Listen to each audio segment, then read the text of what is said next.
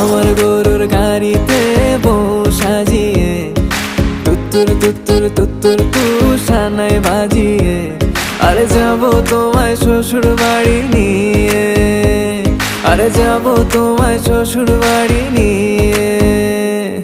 তোমার ভাঙা গাড়িতে আমি যাব না, কারো ঘরের ঘরনি আমি হব না, করব না তো কোনোদিনও বিয়ে। আরে যাব তোমায় শ্বশুর বাড়ি নিয়ে।